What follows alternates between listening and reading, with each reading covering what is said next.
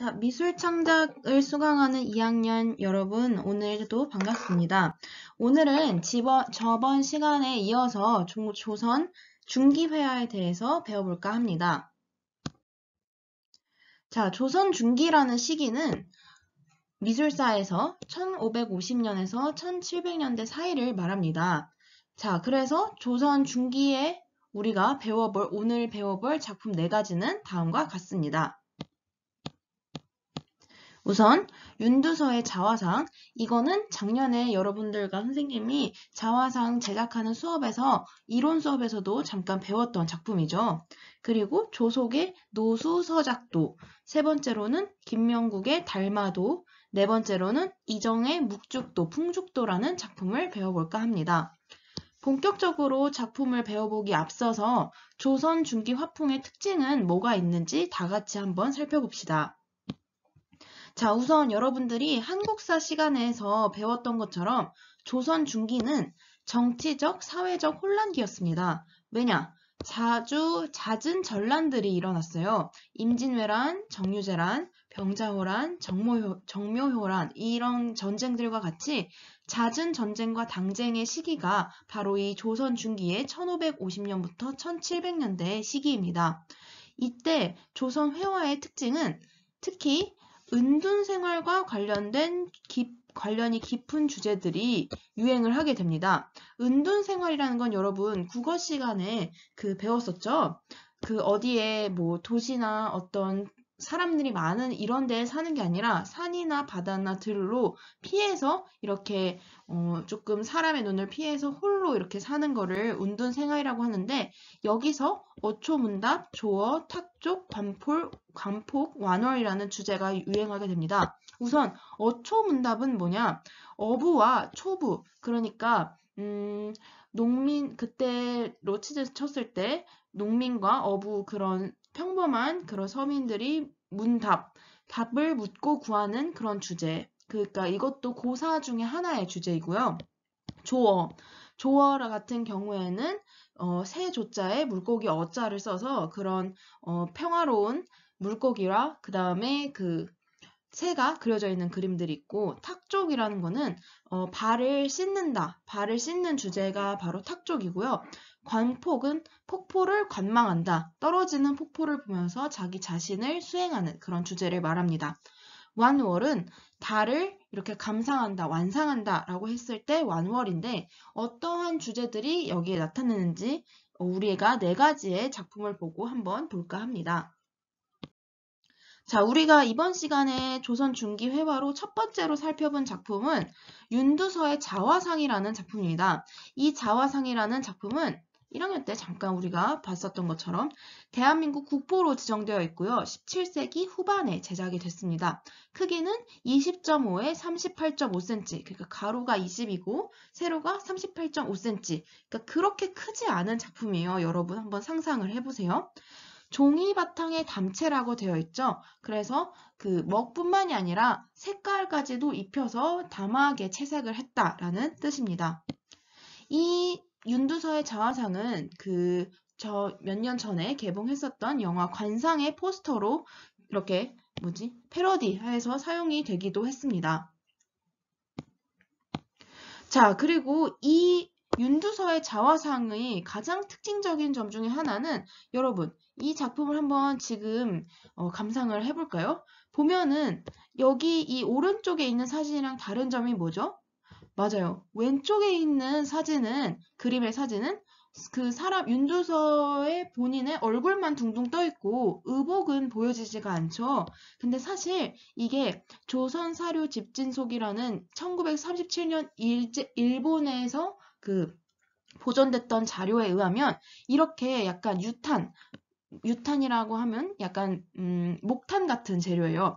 그래서 그러한 재료로 이렇게 선이 있었음이 발견이 됐어요. 그래서 원본작은 이렇게 머리만 둥둥 떠있던 작품이 아니라 의복까지 모두 그려져 있었던 작품이라는 점을 알았으면 좋겠습니다. 자, 그리고 일단 작품 자체를 한번 감상을 해봅시다.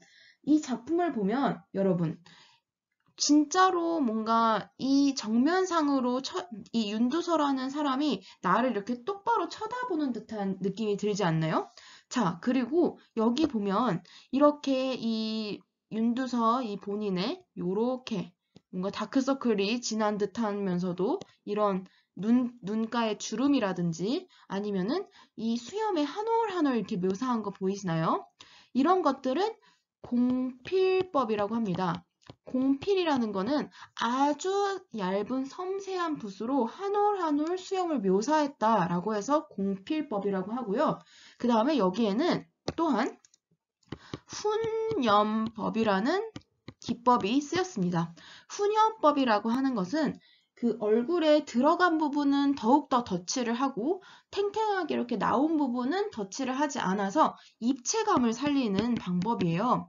자, 그래서 여기 아까 우리가 봤던 것처럼 이렇게 움푹 들어간 여기 눈 밑에 부분, 이런 부분은 더 먹으로 이렇게 눌러서 더 들어가 보이고 이렇게 탱탱한 볼 부분 같은 경우에는 덧칠을 조금 해서 더 앞으로 튀어나와 보이는 그런 입체적인 기법으로 제작이 됐다고 볼 수 있습니다. 자, 여기에서 우리가 아까 봤던 것처럼 얼굴만 그린 작품이 아니라 의복까지 다 그린 작품이고 공제 윤두서는 자화상을 그릴 때 거울을 보고 그린 것으로 전해집니다. 그때 우리가 그 윤두서가 보고 그렸던 거울이 바로 이러한 작은 거울이라고 전해집니다. 이 자화상 작품이 왜 처음 선생님이 소개를 하고 조선 중기 회화에서 중요한 작품이냐 하면 우리나라에서 원본 작품으로 남아있는 원본 진품 작품으로 남아있는 작품 중 최초의 자화상이기 때문입니다. 여러분, 우리가 1학년 때 자화상을 다들 그렸던 것처럼 자화상이라는 거는 화가나 작가 본인이 자신의 얼굴을 그리는 것을 말해요.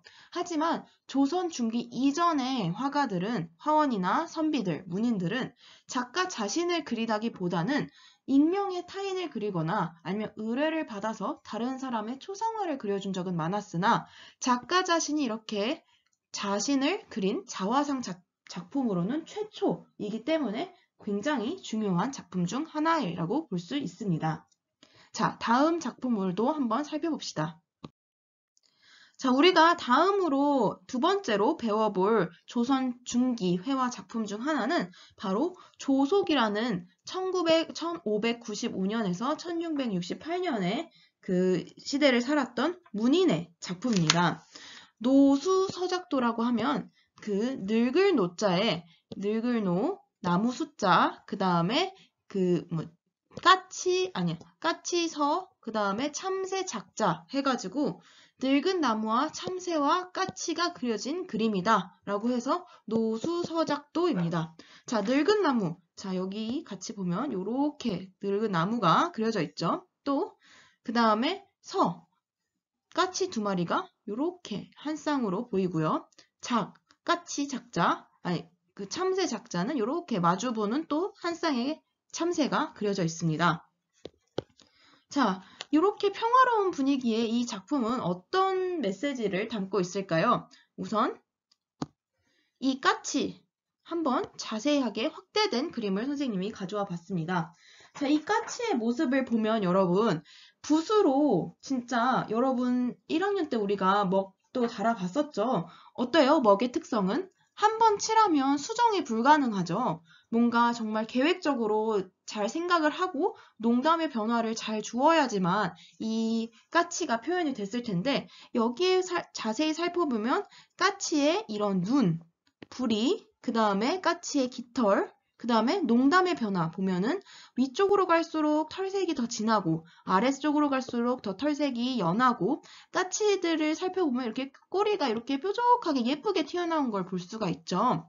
이러한 모습들을 다 먹과 붓으로 살렸다는 점이 굉장히 섬세하게 그려진 작품 중 하나라고 볼 수 있을 것 같습니다. 자, 이 노수서작도의 까치 한 쌍이 이렇게 서로를 쳐다보는 이 눈빛 한번 살펴봐 주시고요. 그 다음에 자, 작품에 대한 설명을 더 지금 선생님이 띄워보도록 하겠습니다. 자, 일단 조속이라는 화가는 여러분 조선 중계 대표적인 선비 화가입니다. 이분은 여러분 우리가 조선 초기 회화 했을 때 조선의 회화는 두 갈래로 나뉘어진다고 했었죠. 어떻게 나눠졌었나요?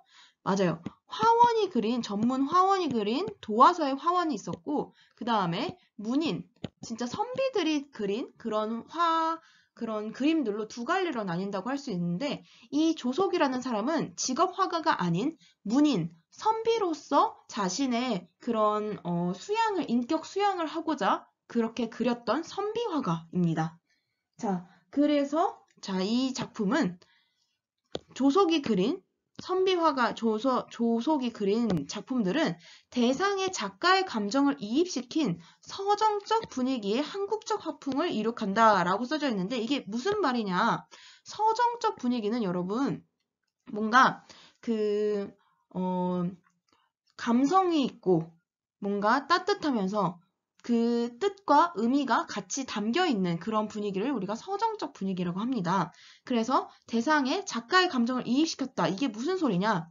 작가 조속 이 선비는 그냥 까치와 참새를 그냥 그린 게 아니라 자신이 마치 여기에 등장하는 까치나 참새인 것처럼 그렇게 비유를 해서 표현을 했다는 소리예요. 이게 무슨 소리냐 하면은 다음에 우리가 같이 볼 곰의 서작도라는 그림을 통해서 다시 한번 살펴보도록 합시다.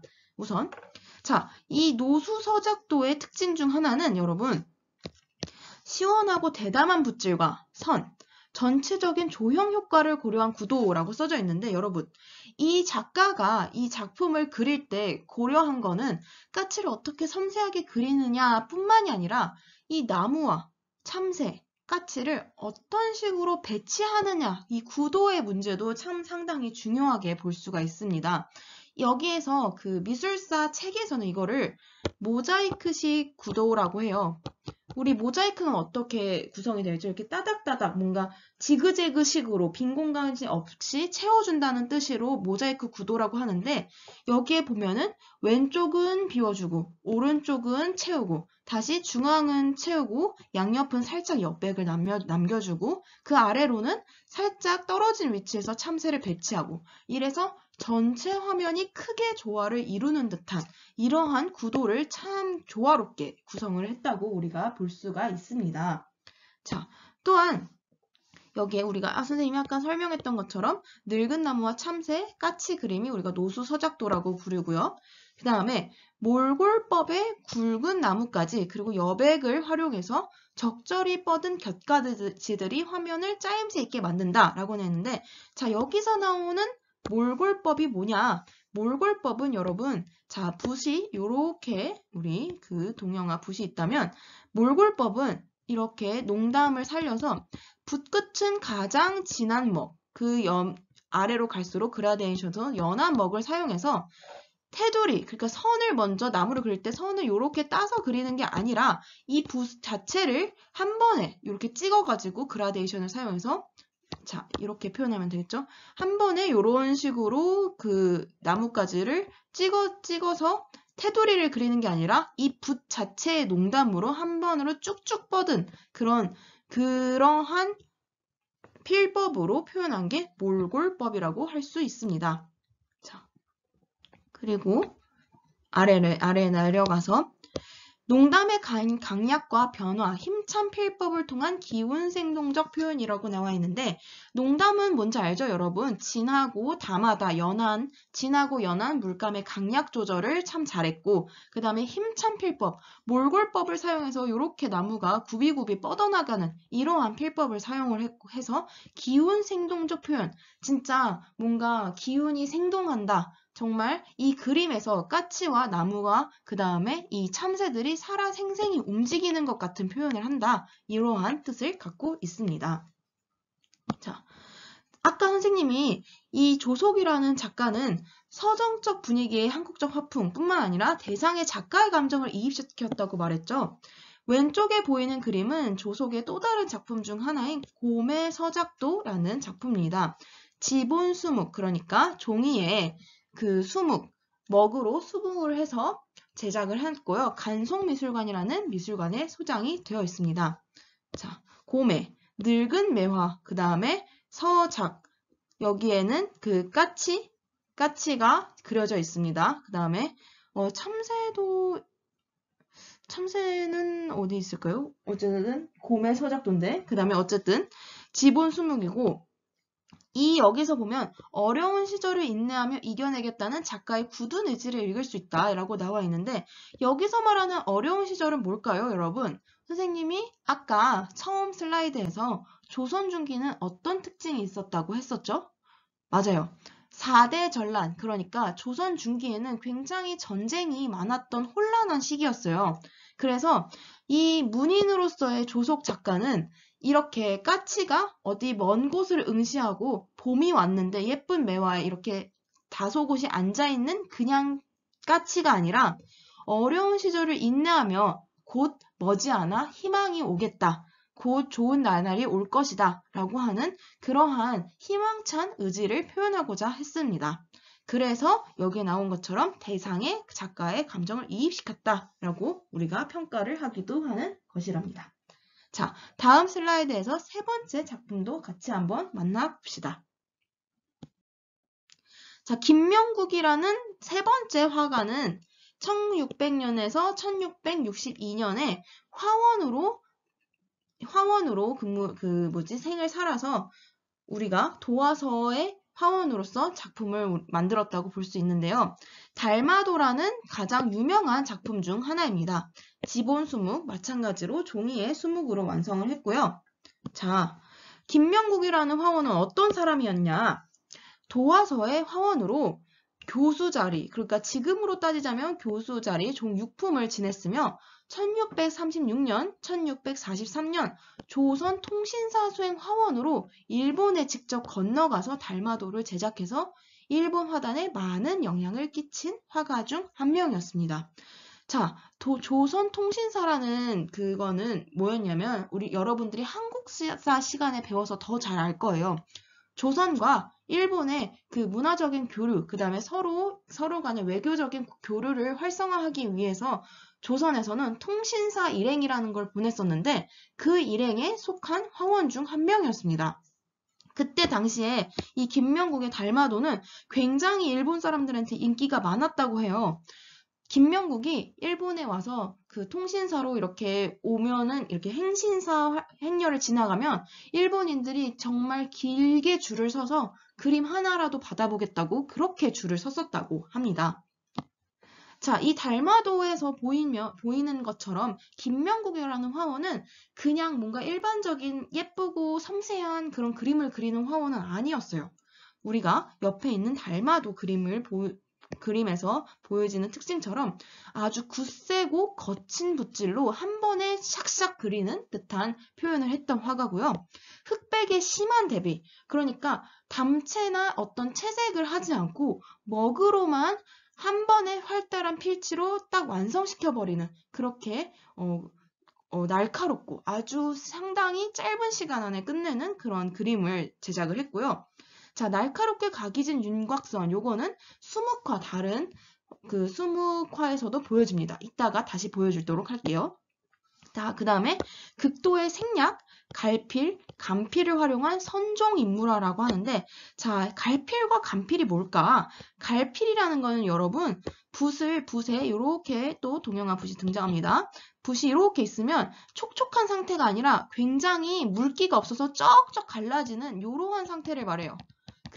우리가 작년에 화선지 그 종이 위에다가 먹으로 연습했던 것처럼 물기가 부족하면 붓은 쩍쩍 갈라지게 됩니다. 이 쩍쩍 갈라지는 붓으로 그 화선지나 종이 위에다가 이렇게 종이가 이렇게 있다고 치면 이렇게 촉촉하게 이렇게 그려지는 게 아니라 뭔가 치직 하면서 여백 이런 것들이 공백들이 생기는 게 갈필이라고 합니다.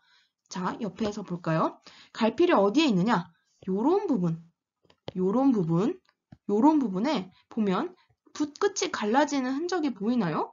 요런 것들을 우리가 갈필이라고 합니다.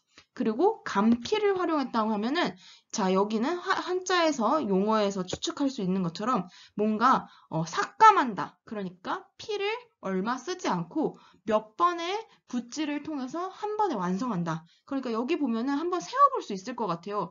한 번, 두 번, 세 번, 뭐 네 번, 5번 이렇게 몇 번의 필치를 사용하지 않고 최소한의 필치를 사용해서 완성을 했다라고 해서 간피를 활용하고 생략을 활용한 선종 인물화라고 합니다. 여러분, 그 한국사 시간에 불교의 전파 과정이나 불교가 어떻게 종교가 나뉘어지는지 배운 적이 있나요? 선종이라는 불교의 종파 중 하나는 교종과 달리 한 번에 뭔가 깨우치는 그러한 불교의 종류를 선종이라고 합니다. 그런 것처럼 뭔가 단박에 깨우침을 얻고 그 다음에 정말 꾸준한 수행이 아니라 한 번에 뭔가 도가 딱 깨우치는 그런 것들을 우리가 선종이라고 하는데 그 선종에 알맞은 인물화를 제작했다고 평이 듣습니다. 자, 그리고 여기에 나온 것처럼 즉흥적인 필성과 다양한 농담 변화를 통해 달마대사의 정신세계를 표현했다라고 평가를 받는데 즉흥적인 필선, 여기 여러분이 왼쪽에서 보이는 바와 같이 정말 샤샤샥, 휙휙휙 이렇게 즉흥적으로 필선을 쓴 것처럼 보이고 다양한 농담 변화, 어디서 농담 변화를 볼 수 있을까요, 여러분? 맞춰볼래요? 맞아요. 자, 보면은 달마대사에 쓰고 있는 요 옷 같은 경우에는 아주 진한 먹으로 이렇게 한 번에 완성을 했고 얼굴 부분을 한번 볼래요? 얼굴 부분은 옷 부분에 정말 진한 먹과 달리 정말 여리여리하고 흐린 먹으로 옷보다는 조금 더 섬세하게 눈과 눈썹과 코와 그 다음에 이런 수염 부분을 연한 먹으로 칠해서 그래서 자, 담한 먹과 농한 먹의 그러한 다양한 농담 변화를 활용했다라고 우리가 볼 수 있을 것입니다. 자, 또 다른 선생님이 김명국의 그 달마도 뿐만이 아니라 김명국의 또 다른 명작을 가져와 봤습니다. 또 다른 작품에는 어떤 게 있을까? 같이 한번 봅시다. 자, 여기에 나오는 두 번째 김명국의 작품은 설중귀려도라고 하는 견본수묵, 그러니까 멱으로 비단, 견에다가 수묵을 활용해서 완성한 그림이다 라고 해서 견본수묵이라고 합니다. 자, 이 설중귀려도는 여러분 그 눈보라 휘날치는 날 이 선비와 나귀를 타는 시종이 다리 위를 건너는 그런 모습을 표현한 작품입니다. 여기에 나온 선생님이 설명을 썼던 것처럼 인물의 섬세한 표현과 자연의 대담한 필치가 대비를 이룬다라고 나타나 있죠. 자, 동양화는 선생님은 이런 게 매력인 것 같아요, 여러분. 한 번에 처음 이 그림을 한번 딱 눈에 봤을 때는 인물이 눈에 들어오지 않아요. 전체적으로 봤을 때는 정말 이렇게 웅장한 이러한 산, 그리고 눈이 쌓인 듯한 이러한 표현. 눈이 산에 많이 쌓였습니다.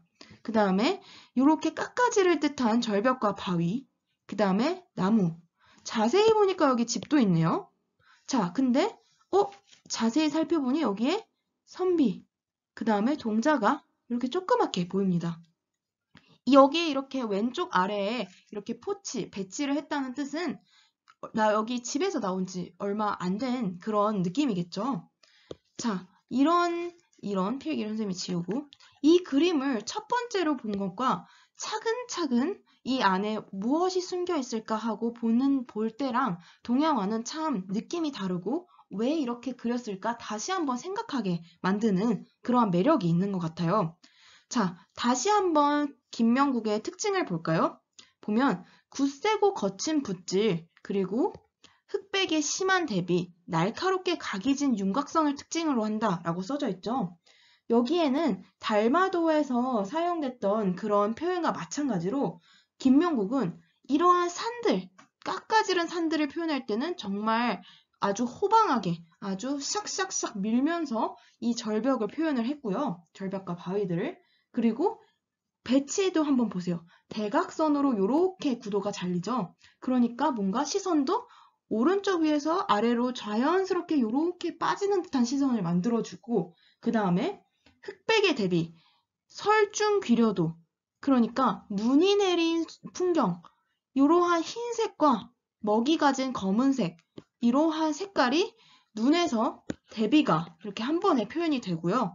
그 다음에 강렬한 필묵 자, 보면은 이러한 부분도 여러분 어떻게 이 김명국이 붓을 썼는지가 보이지 않나요? 붓을 이렇게 눕혀가지고 한번 이렇게 탁 찍으면서 표현을 했겠죠. 반면에 이러한 산 같은 부분은 이렇게 아주 대담하게 표현한 반면에 집과 나무, 그리고 이 조그만 시종과 선비, 그리고 여기 지워서 다시 한번 볼까요? 지금 선비가 타고 있는 나귀에 그 다음에 말발굽, 귀, 그 다음에 이 승려와, 그러니까 이 선비와 이 시종의 옷가지까지 이런 거는 정말 섬세한 필치로 아주 작고 얇은 붓으로 표현을 했겠죠. 이러한 대비가 김명국의 작품의 매력이자 그 다음에 특징이라고 볼 수 있을 것 같습니다. 자, 그렇다면 우리 마지막 네 번째 화가를 한번 살펴보도록 합시다. 자, 오늘 이번 시간에 여러분과 선생님이 마지막으로 배워볼 조선 중기의 화가는 이정이라는 1541년에서 1626년을 살다 간 문인 화가입니다. 문인 선비였던 화가고요. 풍죽도 바람풍의 대나무 죽자를 사용해서 바람에 날리는 대나무를 표현한 작품이에요. 여러분, 사군자에 대해서 들어봤죠?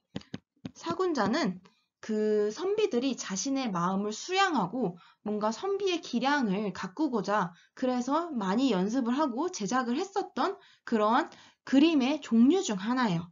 이 사군자는 여러분 네 가지가 매화, 대나무, 국화, 소나무 이렇게 네 가지로 구성이 되어 있습니다. 그 중에서 이 그림은 대나무를 그린 그림이겠죠. 자, 어쨌든 이 사군자의 주제 중 하나인 이 묵죽도, 풍죽도 이 그림은 어떤 그림인지 지금부터 선생님과 함께 특징을 알아봅시다. 자, 우선 이 이정이라는 사람은 여러분 조선 왕실 출신이에요. 여러분, 조선을 누가 개국했나요? 그쵸? 이성계가 개국을 했죠. 이씨 집안이에요. 그리고 이정, 이 사람은 왕실 출신 중 한 명이었어요. 태어나기를 왕실 집안이었는데 시서화, 시를 쓰고 글을 쓰고 그림을 그리는 이러한 모든 활동에 모두 뛰어나고 사의적 묵죽화를 통해 선비의 품격과 기상을 표현했다고 여기 나와 있죠. 사의라는 건 여러분 생각사자의 뜻 의자를 말해서 자신의 뜻을 그림에 담은 그러한 묵죽화를 통해서 선비의 기상, 그런 품격을 표현을 했습니다. 자, 더 TMI로 이 이정이라는 사람은 임진왜란 때 전장에 나서서 맞서 싸웠는데 그때 그 왜군의 칼에 오른팔을 크게 다쳤다고 합니다. 그런데 이 이정이라는 사람은 회복 후에 더욱더 힘찬 그림을 그렸다고 합니다. 다친 오른팔로 이렇게 멋진 작품을 그릴 수 있었다니 참 선생님은 참 대단한 사람이었다고 생각을 합니다.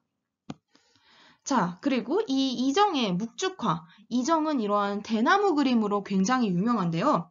이정의 그림의 특징은 여러분, 바탕을 흐릿하게 처리해서 공간감을 살렸다고 해요. 자, 이 그림을 보면 여러분, 대나무가 지금 그림에서 부는 바람의 방향이 느껴지지 않나요? 어디일까요, 여러분? 아무래도 왼쪽에서 오른쪽으로 뭔가 바람이 이렇게 싱싱 이렇게 불고 있는 것 같지 않나요? 이런 거를 지금 이정이라는 이 선비는 뒤에 살짝 연하게 바람에 가려진, 그러니까 뒤에 있는 이 대나무를 연한 먹으로 흐릿하게 표현을 하고 앞에 있는 대나무는 진한 먹을 사용해서 이렇게 표현을 해서 공간감을 이 2D, 평면 공간 안에 표현을 했습니다. 먹으로만 말이에요.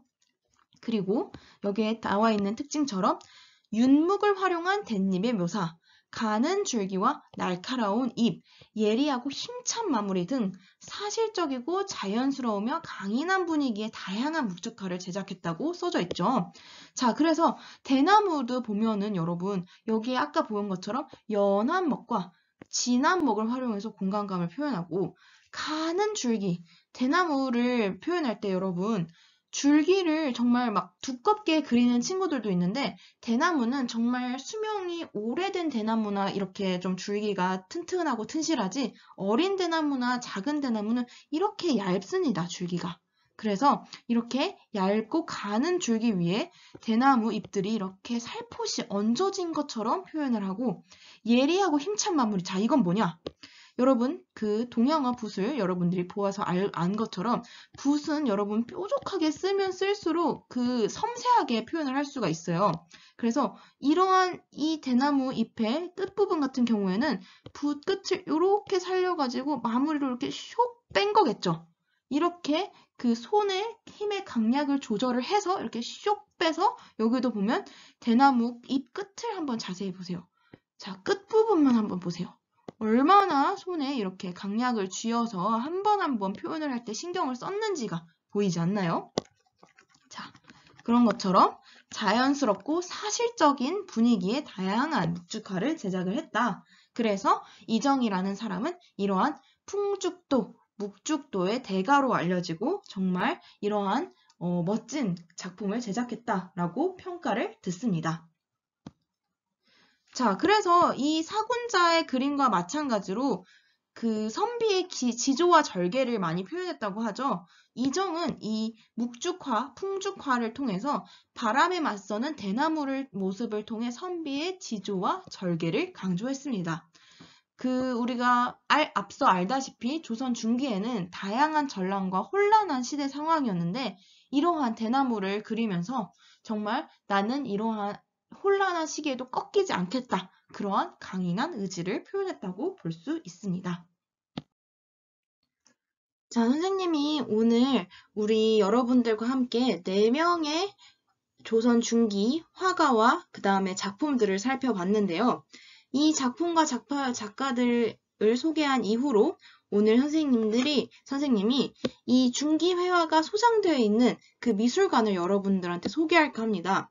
여러분들이 아마 들어봤을 수도 있고 아니면 처음 듣는 미술관일 수도 있는데요.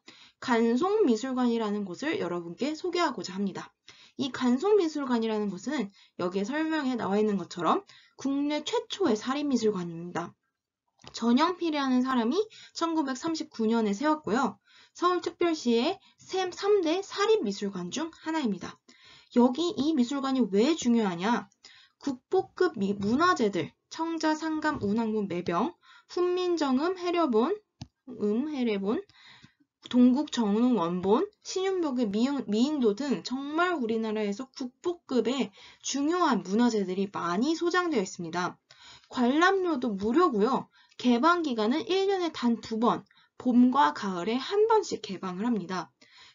그런데 2014년부터는 DDP 개관전으로 그 전시를 바꿔서 여기 간송미술관에 소장되어 있는 소장품들을 DDP, 동대문 디지털 플라자에서 전시를 하고 있습니다. 지금은 이 원래 있는 간송미술관에서는 제2의 개관을 준비 중입니다. 자, 이 전영필이라는 사람은 여러분 조상 대대로 한양의 종로 상권을 모조리 장악해서 서울의 진짜 최고의 당시의 부자였어요. 그런데 이 사람은 자신의 재산을 활용해서 한국의 문화재를 지키려고 노력을 했습니다. 이 사람의 일화를 들어보면 훈민정음 해례본도 정말 비싼 가격에 거기다가 웃돈까지 더 얹어서 그래서 문화재를 그렇게 빼앗기지 않고 소장을 하고 보관을 하려 애썼던 사람입니다. 자, 여기에 나와 있는 지도는 간송미술관에 어디 지금 이 위치에 있는지 나와 있는 지도고요. 여기에 구글 지도에 나와 있는 것처럼 서울특별시 성북구 성북동에 위치해 있습니다. 지금 보면 한성대 입구역에서 나와서 조금 걷거나 버스를 타면 있고요. 지금 여기에서는 전시를 하지 않고 여기에 나와 있는 것처럼 DDP에서 대부분의 전시를 개관을 하고 있습니다. 자, 그리고 지금 선생님이 가져온 사진은 이 간송미술관이 1년에 딱 2번 오픈을 한다고 했었잖아요. DDP 개관전 이전에. 그때 전 관람료도 무료이기 때문에 사람들이 정말 긴 줄을 이어서 정말 이 간송미술관에 보관된 우리나라 문화재들, 국보급 문화재들을 볼 수 있는 기회이기 때문에 우리나라 사람들뿐만이 아니라 일본인 관광객, 뭐 스님들, 뭐 남녀노소 불문하고 정말 그렇게 긴 줄을 섰습니다. 선생님도 미술대학을 다닐 때 이제 전공 수업에서 간송미술관을 갔다 오는 과제가 있어서 정말 줄을 서서 봤었는데요. 그만큼 정말 인기가 많고 우리나라에 유명한 그런 작품들이 많이 소장되어 있는 미술관이랍니다. 코로나가 끝나고 꼭 여러분도 지금 현재는 DDP에 이렇게 전시가 되어 있으니 DDP에 놀러 가서 전시를 한번 꼭 봤으면 좋겠습니다. 자, 그러면 오늘 강의도 여러분 듣느라 정말 수고 많으셨고요. 저번 주에 우리가 강의에서 느꼈던 점, 배웠던 점을 감상평 댓글로 썼던 것처럼 이번 시간에도 마찬가지로 오늘 강의 중에서 여러분들이 배웠던 것 중에서 가장 인상에 많이 남고 그 다음에 여러분들이 가장 기억에 남는 점을 감상평 댓글로 써주면 출석 인증 과제가 됩니다. 그럼 여러분 오늘도 수고하셨습니다.